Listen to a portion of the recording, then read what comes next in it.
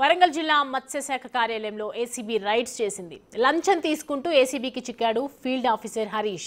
మత్స్య కార్మికుల సొసైటీ నుంచి లంచం తీసుకుంటూ ఫీల్డ్ ఆఫీసర్ హరీష్ ఏసీబీకి అడ్డంగా దొరికిపోయారు. 75,000 రూపాయలు లంచం తీసుకుంటుండగా ఏసీబీ అధికారులు రెడ్ హ్యాండెడ్గా పట్టుకున్నారు. మత్స్యశాఖ అధికారి నాగమణి, ఫీల్డ్ ఆఫీసర్ హరీష్లను విచారిస్తున్నారు ఏసీబీ అధికారులు.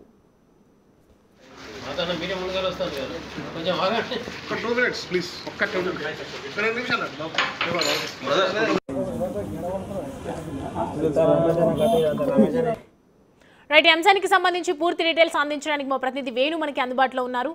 వేణు, మత్స్యకారులకు సంబంధించి పూర్తి కరప్షన్ జరుగుతోందని తెలుస్తోంది. అక్కడ ఏసీబీ విచారిస్తున్నారు కదా, ఈ నేపథ్యంలో ఎలాంటి వాస్తవాలు బయటకు వస్తూ ఉన్నాయి? ప్రస్తుతం అయితే జిల్లా మత్స్యశాఖ అధికారిని నాగమణి, ఫీల్డ్ ఆఫీసరు హరీష్ ఇద్దరిని కూడా అదుపులోకి తీసుకున్నారు. కార్యాలయం లోపల 2 ఏళ్ల నుంచి వరంగల్ జిల్లాలోని మాదన్నపేట సంబంధించిన మత్స్య కార్మిక సొసైటీ ఉంది. ఆ సొసైటీలో కొత్త సభ్యులను తెచ్చుకునేందుకు దాదాపు 8 సార్లు వాళ్ళు అప్లికేషన్ పెట్టుకున్నా కూడా వాళ్ళను చేర్చుకునేందుకు అప్రూవల్ ఇవ్వకుండా పలుసార్లు తెప్పించుకున్నారు. దీంతో గత 2 ఏళ్ల క్రితము ఆ మత్స్య కార్మిక సంఘానికి సంబంధించినటువంటి ప్రెసిడెంట్ సభ్యులతో కలిసి వచ్చి రూల్స్ ప్రకారము అందరూ సభ్యులుగా చేయడానికి హక్కు ఉంది, ఎందుకు చేర్చుకోవట్లేదు అడగడంతో ఈ హరీష్ ఫీల్డ్ ఆఫీసరు 80,000 రూపాయలు డిమాండ్ చేశారు. అందులో ప్రెసిడెంట్ ను 50,000, మిగతా 30,000 రూపాయలు సభ్యుల నుంచి ఇవ్వాలని డిమాండ్ చేయడంతో వాళ్ళు మత్స్య అధికారిని నాగమణి జిల్లాధికారి దగ్గరికి వెళ్లారు. సో ఫీల్డ్ ఆఫీసర్ డిమాండ్ చేస్తున్నారని చెప్పడంతో ఆమె కూడా ఈ విషయాన్ని ఎక్కడ చెప్పొద్దు, ఫార్మాలిటీ పూర్తి చేయండి, నేను సైన్ చేస్తానని తను కూడా లంచం డిమాండ్ చేయడంతో వాళ్ళంతా ఏసీబీని ఆశ్రయించారు. ఈ రోజున 50,000 రూపాయలు మాదన్నపేట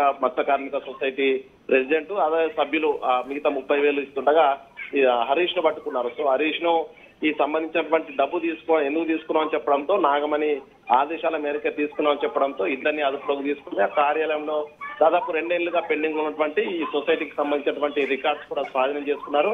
ఇద్దరిని ప్రస్తుతం ఆ ఏసీబీ అధికారులు అదుపులోకి తీసుకొని రేపు ఉదయం ఏసీబీ కోర్టు లోపల రిమాండ్ చేసే అవకాశం ఉంది. ఇక దాదాపుగా ఈ శాఖలన్నింటిలో కూడా పూర్తిగా అవినీతి రాజ్యం వెళ్తుండడంతో కూడా వరంగల్లో ఈ సంవత్సర కాలంలో 6గురిపై ఏసీబీ రెడ్ హ్యాండెడ్ గా పట్టుకోవడం జరిగింది. ఎవరైనా లంచం డిమాండ్ చేస్తే తమకు సమాచారం అందించాలంటూ కూడా ఏసీబీ డిఎస్పీ సాంబయ్య పిలుపునిచ్చిన పరిస్థితి సౌమ్య.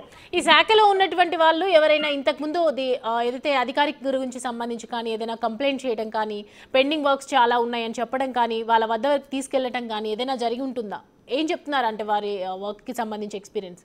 2023 నుంచి శాఖకు సంబంధించి గత ప్రభుత్వం ఎన్నికలకు వెళ్లే ముందుకు మత్స్య శాఖకు ఫ్రీగా మోటార్ సైకిల్స్, అదే విధంగా మత్స్య శాఖకు సంబంధించినటువంటి వెహికల్స్ కూడా ఇచ్చేది. సో ఆ సందర్భం లోపల కొత్త సభ్యులు చేరితే అదనంగా వాళ్లకు ప్రభుత్వ ఫలాలు అందుతాయి కాబట్టి చాలా మంది ఈ సభ్యులుగా చేరేందుకు సుముఖత చూపారు. దీనికోసము మత్స్య శాఖల కార్యాలయాల లోపల డబ్బులు ఇచ్చి మరి చాలా చోట్ల అనర్హులను కూడా అర్హులుగా చేర్చుకున్నారు. కానీ ప్రస్తుతం ఈ మాదన్నపేట సొసైటీకి సంబంధించి అందరికీ అర్హత ఉంది, ఎగ్జామ్ లో కూడా పాస్ అయినా కూడా వీళ్ళు చేర్చుకోకపోవడంతో వీళ్ళంతా హైదరాబాద్ లో అది అప్లై చేసుకున్నారు. సో అక్కడ నుంచి అప్రూవల్స్ వచ్చాయి, కానీ ఇక్కడ జిల్లా శాఖ అధికారిని సైన్ కాకపోవడంతో కొత్త సభ్యులు చేర్చడం జరగలేదు. అంటే ఈ విధంగా దాదాపు 8 సార్లు కార్యాలయం చుట్టూ తిరిగారు. చివరకు వీళ్ళు డబ్బులు డిమాండ్ చేయడంతో విసిగెత్తిపోయి వీళ్ళంతా ఏసీని ఆశ్రయించారు. అంటే కార్యాలయం లోపల ఇట్లాంటి ఘటన జరుగుతున్న విషయము భారీ స్థాయిలో డబ్బులు డిమాండ్ చేయడంతో వీళ్ళంతా ఏసీబీని ఆశ్రయించిన పరిస్థితి. సో మొత్తానికైతే ఇట్లా అవినీతి అధికారుల భరతం పట్టడంతో ప్రస్తుతం మత్స్య శాఖ పట్టినటువంటి చీడ విరగనటువంటి సంతోషం అయితే జిల్లా వ్యాప్తంగా మత్స్యకారులు వ్యక్తమవుతోంది సౌమ్య. అయితే మత్స్యశాఖ అధికారికి సంబంధించి ఇప్పుడు ఏదైనా మార్పులు చేసే అవకాశాలు ఉన్నాయనుకోవచ్చా అప్పటి వరకు?